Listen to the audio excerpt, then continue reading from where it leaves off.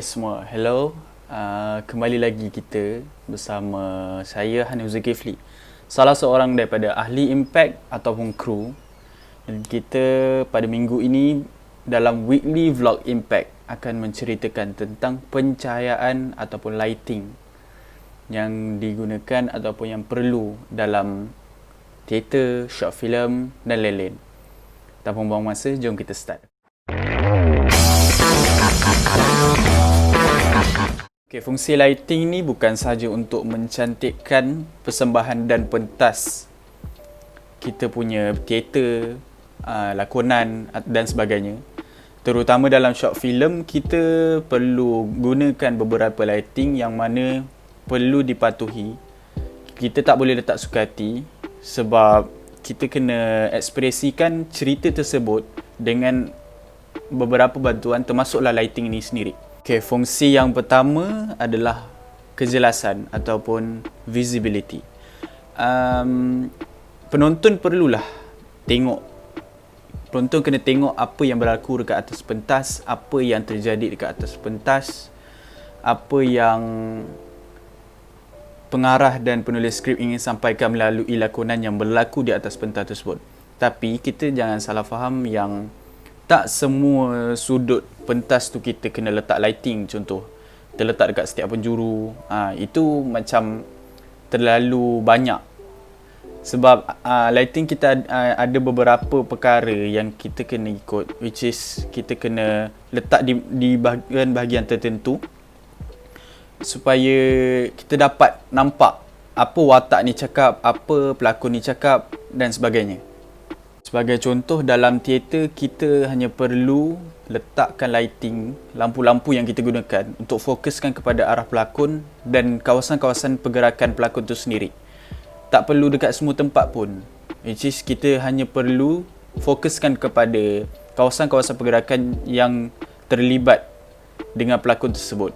Dalam pada masa yang kita letak lighting ni fokus untuk pelakon ni, ada beberapa tempat yang akan gelap kan. So tempat-tempat tu tak apa kalau kita biarkan, sebab fokus kepada pelakon, dan apabila ada background ataupun di bahagian sebelah-sebelah pelakon tu dalam keadaan gelap, itu membantu untuk mendatangkan mood cerita yang ingin disampaikan. So kat situ nampaklah yang fungsi lighting ni untuk memberi kejelasan kepada penonton, supaya penonton dapat lihat apa yang berlaku. Okey, yang kedua pula adalah mood dan komposisi. Yang mana mood kat sini merujuk kepada kesan emosi hasil daripada stimulasi kualiti, warna dan pencahayaan yang digunakan. While komposisi pula merujuk kepada gubahan gambaran persembahan yang diciptakan hasil daripada penggunaan cahaya dan hasil gabungan daripada cahaya tersebut dengan pelakon, set, prop, kostum dan sebagainya. Okay, untuk pemilihan warna lighting tu bergantung kepada keperluan dan mood cerita yang ingin disampaikan tu sendiri. Sebab yang paling penting adalah komposisi cahaya itu dihasilkan untuk menentukan corak persembahan yang kita persembahkan atas pentas tu. Fungsi yang seterusnya adalah fokus. Yang mana fokus dimaksudkan dengan kemampuan pencahayaan itu dipancarkan untuk menarik perhatian kepada satu-satu spot yang kita ingin tonjolkan. Ianya boleh dilakukan dengan memberikan mood dan gabungan komposisi warna yang sesuai pada ruang ataupun pelakon yang kita ingin tonjolkan pada waktu tersebut. Untuk fungsi yang seterusnya adalah sudut dan arah.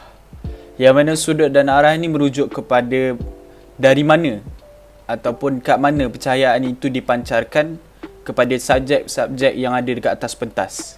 So, susun atur lighting tu dari tepi, dari bawah, dari atas, dari kiri, kanan, belakang, semuanya memberi kesan yang berbeza terhadap apa yang dilakukan, apa pergerakan yang dibuat oleh pelakon yang berada kat atas pentas tu.